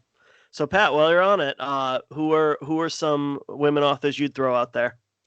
New to me, but Natalie Edwards, she does crime. That's the name she uses for that. T.C. Parker is her horror name.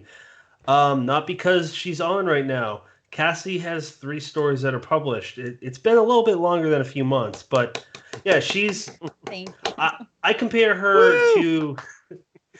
I compare her closest to who I've read, Laurel Hightower, because they both are heavily emotionally driven. Their stories, and they are gut punchers. Laurel Hightower, she's pretty much getting a lot of recognition. Brian named a lot that I like. V.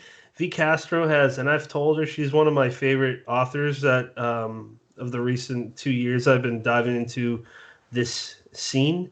I like Sina. I have her book on a pre-order. I hate this. I wish I wrote down a list. It's like I feel pressure. But who else? Gemma is really good. I held up Jeff Strand's pressure as he said that. For audio listeners, you know what, man? Don't do this to me again. You know what? That's a pretty good list. That's a pretty solid list. I felt like it was a cop-out where it was like, Brian's list. Cassie, what about you? Who do people need to be reading? So I'm gonna go with Aaliyah Whiteley, who a lot of her stuff is like kind of horror-y, like body horror, but also like very sci-fi. And I only just started reading her recently, and I really like her, so that's why she's like very fresh in my mind. She has a couple of books coming out this year, actually, so I'm very, very excited about those. And then just some go-to favorites who I think people should always read are Sarah Tantlinger. She writes poetry, and she had a novella out. She's amazing. Yes. She's so good with words. It's like stomach turning, but in a beautiful way, which I know sounds weird, but she's so good. And then Haley Piper, who I know we all really loved Worms when we talked about that one. So those are some that I would really, really recommend. I got a few more actually. Sonora Taylor, very good. I love And- Sonora. Yeah, she's a very nice person too. And there's actually one more. Jennifer Soucy. I'm just reading her book coming out with Silver Shamrock. It's called Clementine's Awakening. It's neat. It's like Southern horror. I'm only in the beginning, so I don't even know how to describe it, but it's pulling me into it. Brennan, why don't you take us away to the next? What is it? The next question. Wait, before you do I mean, that, I want to Oh, I'm throw sorry. some in Yeah. too. Come on, Wait, man. I was like, he didn't even get I a totally chance. forgot. Pat. I totally forgot. My mistake. So I mean, I knew what I was doing throwing it to Cassie. There was 100% certainty that Cassie was gonna throw Haley Piper in there, but I've got to bring Haley back because I got a chance to start her short story collection that comes out in May. Unfortunate Elements of My Anatomy, and I mean I'm gonna be talking about this for the next few months, but I'm only 2 stories in and it's killer. I read one today called The Law of Conservation of Death, and it is probably the hardest hitting short story I've read in a while, and that, even down to and including that We Are Wolves anthology. I think people are really going to love that story. I certainly do. I got to throw out Laurel Hightower in there. We kind of tangentially threw her in there. Jessica Guess, definitely, for Cirque Yes. Berserk. Nico Bell, and not just because she put out a book that I'm in, but also because she is, a killer Rewind or Die author. And let's see. Oh my gosh, there's some Sisters of Slaughter. You got to throw out the Sisters of Slaughter. love me Yeah. the Sisters of Slaughter. Yeah. I got to tell you, I've had a lot of neat moments in this industry, but one of my favorite memories is when Serial Box tapped me to be the showrunner for Silverwood, and they're like, "You get to pick the team," and I was like, "All right, I want the Sisters of Slaughter," and I approached them about it, and they freaked out, they flipped out, and then the company wanted to bring us all to New York City, of course, for the writers retreat, and they couldn't travel because they got kids and stuff. So I convinced the company to send us to Arizona, to the Sisters of Slaughter hometown instead. They put us up in an Airbnb for a week. But when I got there to the Airbnb the first morning, Kazanowski, he pulls me aside and he says, "Now I'm going to warn you, they're really nervous to meet you." Aww. And they were vibrating with this energy, and it's just, I've never forgotten that morning. It was for the first time, I think I probably understood how Ketchum or Lehman or Lansdale or Scow or Skip or some of these other guys felt when we would first approach them that way. It was a neat moment. Yes, definitely the Sisters of Slaughter. And I also want to mention, when Women in Horror Month comes around every year, people make these lists. And, Mary wrote a great essay about the list this week. One thing we tend to forget when making these lists is how many women are involved in the publishing aspect of this business. So I would like to give a shout out to C.V. Hunt at Grindhouse Press and Rose O'Keefe at Deadite and Eraserhead. I mean, Rose has been doing this. She's been publishing as long as I've been writing. Oh, wow. That's a long career. And she's had enormous success at it. So a shout out to both of them. They're female owned presses. And Samantha Koyesnik, Off Limits Press, man. They are putting out so many good books. And I'm going to throw in Carmen Wells. That's her editor. She's a fantastic editor, man. Yep. And in that same vein, we got to throw out Jill Girardi doing Yes. those Candicia anthologies. And Cena too. Cena also has Burial Day books. Oh, yeah. Yep. Yeah. Oh, yeah. Yeah, good point. Wow. That's awesome. I hope whoever's taking notes goes and buys these books. Tell them the crew sent you. Don't. It's trying to make a joke. That wasn't funny. Don't specify what crew or anything. Just Two say live it. crew. Brian, save Whisper me. it. Motley Crue sent me. Yeah. You guys want to go real quick over what we're currently reading and wrap it up? Yeah. We've taken up almost 2 hours of your time, man. I am currently reading. Oh, I don't have it up here. Where the hell is it? Oh, Not here so it is. currently. Yeah, here it is. I literally just finished it today, rereading The Rum Diary by Hunter S. Thompson. It's my favorite non-horror novel. I reread it once a year.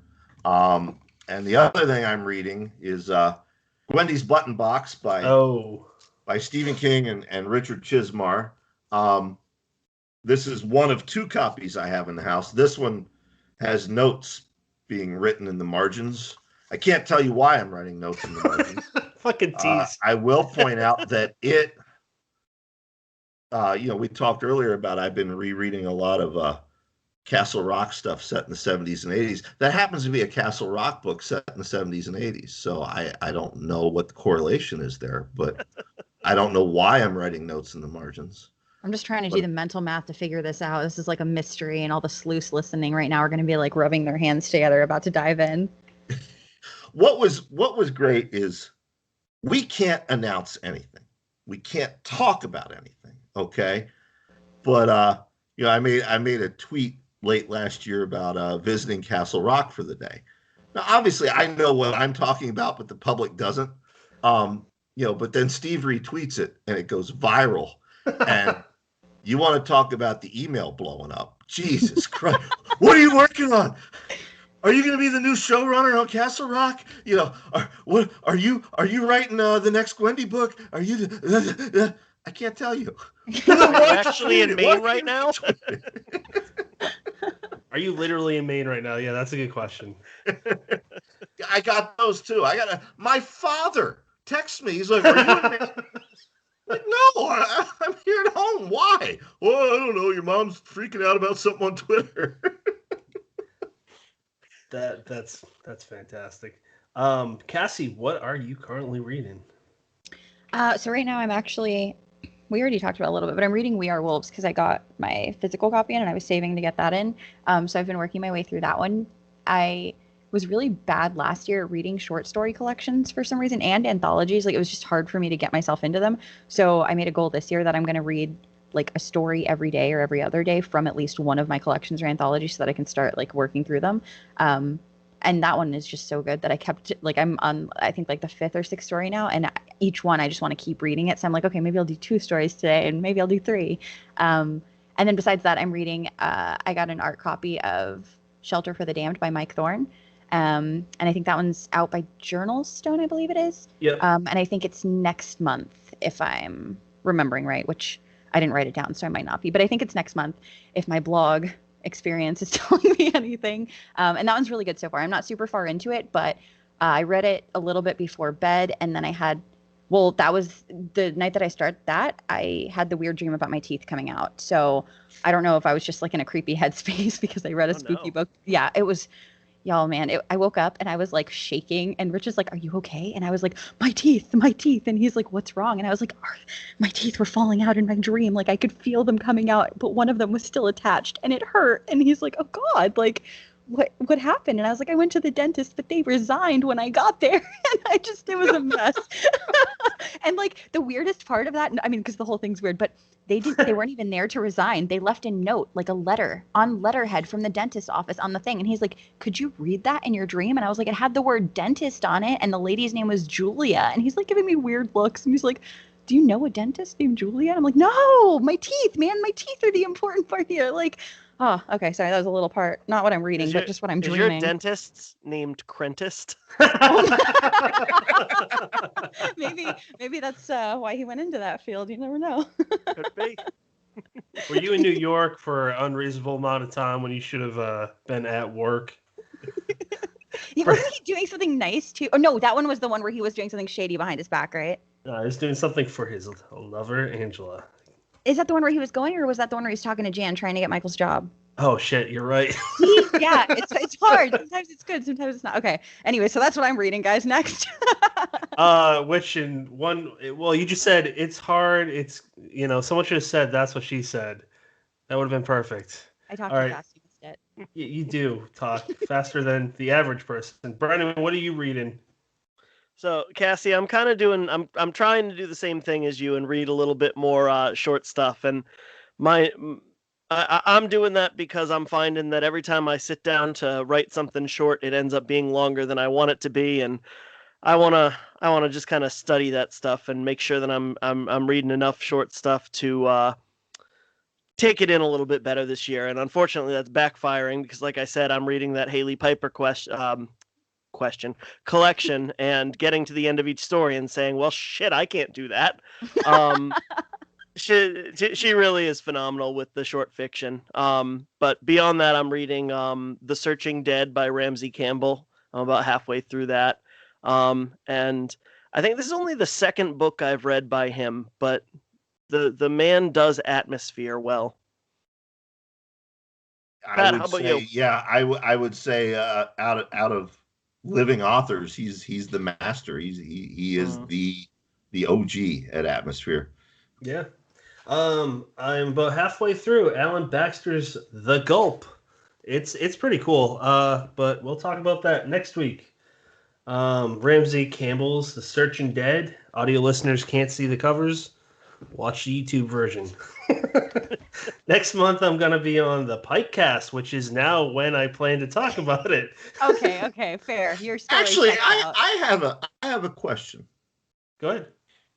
Just in case Patrick gets sidetracked again. Cassie, if I was, say, film director Mike Lombardo and a big Christopher Pike fan, is there a podcast perhaps I could listen to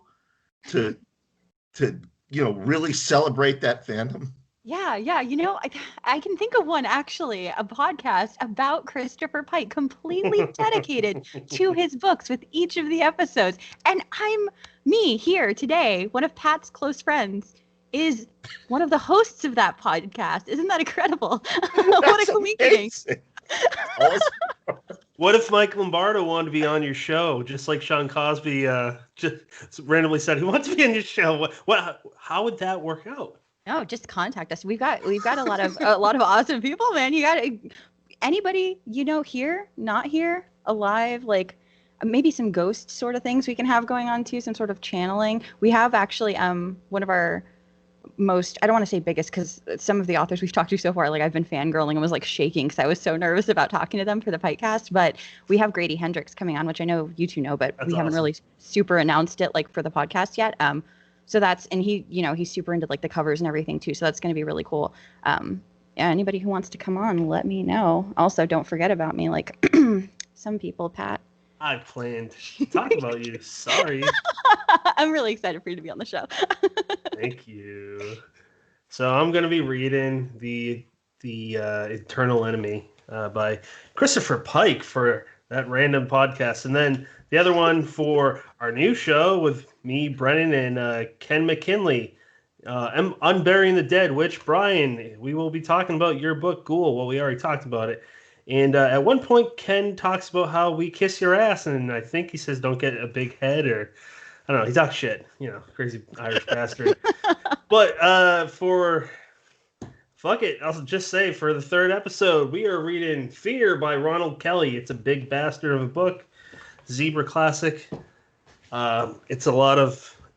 It's going to dive into a lot of horror that me and Brennan aren't familiar with, but I'm sure you are, Brian. So it'll be a lot of older stuff that we are going to experience. You know what? Do you want an exclusive for your YouTube viewers? Fuck yeah. Okay. So the only way, audio listeners, to see this is to go on YouTube. Go on the internets. As Johnny Lawrence says in Cobra Kai. I don't know if it'll show up or not, but can you see that? Oh, that's nice. That's real pretty. Wow. That is a signed movie poster. Got this at Sundance. Signed by all the cast and then my dumbass. There are 3 of those in existence. I own one. Nolan Gould from Modern Family owns one. And I think the producer owns one. Actually, 4th, because the director has one as well. Thank you. That's a gorgeous poster. Yeah. So there you go. Can I just An mention that exclusive. I love this room you have, like with all Yeah. of your stuff. Like it is so freaking cool. It's like a I one day shrine want to a room Brian. Like this. Yeah, but it's his room. I love it. Well, it's, honestly, I keep 3 copies of everything I've ever written. One for each of my sons and one for them to flip on eBay when I'm dead and pay for the funeral. Oh. But it, as you notice, there's book covers, original art, photos of me with friends, and of course all my books. And let's swing it back to Gabino. Let's end with how we started with, Gabino, why do I have to ruin everything? On the days when I'm being asked that, on the days when, the internet has decided that I'm public enemy number 1, on the days when, like Cassie, I'm stuck with what comes after the, all I got to do is turn in any direction in this room. And I turn and I look and I say, you know what? Fuck you. I'm Brian Keene, and I get right back to it. I love it. Brian fucking Keene. This room is my therapy. That's awesome. I mean, isn't that really kind of what every writer wants? Just Yeah. physical evidence that you did something. Yeah, I mean, like Brennan was talking about, an end of the road, Hunter S. Thompson's childhood home, and nobody in town knew who he was. That's crazy. I would certainly like people to be reading my books when I'm gone. I think we all do. So yeah, yeah, you want to be remembered for what you put out there into the world. Absolutely. Now, Brennan, Cassie, Brian, is there anything any of you want to talk about before we ask our last question, which is where can people follow you? But before that, does anyone have... Well, you already kind of asked it, so... I'm not very good at this. This is the 63rd episode we've recorded. I'm a dumbass too. We'll get it. I don't have any questions.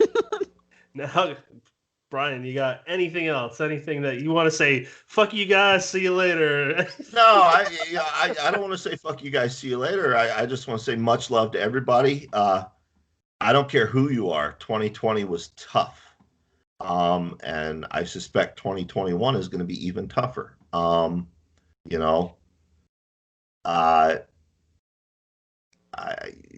There's no platitude I can offer that will make it any better. But I'll offer it anyway. Hang in there. And, if you need to take a break from reality, read a book. There's no shame in that. There's no shame in checking out for a while and losing yourself in some entertainment. Other than that, I would remind folks, End of the Road, out now in paperback and on Kindle, #1 bestseller, and Sympathy for the Devil, out of print since 2010, back in a new edition in paperback and Kindle as well. Nice. I gotta check out Sympathy for the Devil. That cover looks really neat. Where can people follow you? I'm easy to find. BrianKeene.com. Brian Keene on Twitter, Brian Keene on YouTube. I have a Facebook page. I don't run it. It's run by my team. But if you talk to me on Twitter, you can be assured it's me talking back to you. I prefer Twitter. I prefer Twitter over email. I prefer Twitter over text messages. If you want to ask me something, ask me on Twitter. It's that easy, Oh, that's fair. For all those that are new to the show, thank you for joining. We are now a part of a podcast network. It's brand new. It's through Ken McKinley, Silver Shamrock, called Silver Shamrock Horrorcast. For those that are looking for the upcoming shows, after Brian's, the week after that will be with Alan Baxter, followed by, and please correct me, Brian, if I'm wrong, because I feel like you know this last name, Don Daria. Did I say that right? Yep. Followed by Larry Barron, and the rest will be on Twitter, because that's my go-to social media too. So stay tuned for that. That's a hell of a lineup. And we got Ramsey Campbell, so I don't know what the fuck we did, but and we got Joe Lansdale with Sean Cosby, with Gabino and Cena Palaio on a roundtable. So I'm just gonna shut the hell up and let Brennan talk. It's gonna be a hell of a January, man. Cassie, thank you for joining us again. You always make everything better and rainbow colored. So appreciate your time. Brennan, thank you, sir. And Brian, you are a direct influence on me in the show. So thank you sincerely for allowing us to have 2 hours of your time. Thank you, guys. This was my pleasure. I had a lot of fun. And hopefully come back sometime soon. Everybody, stay tuned for what's to come. This is just the beginning for season 2. Thank you.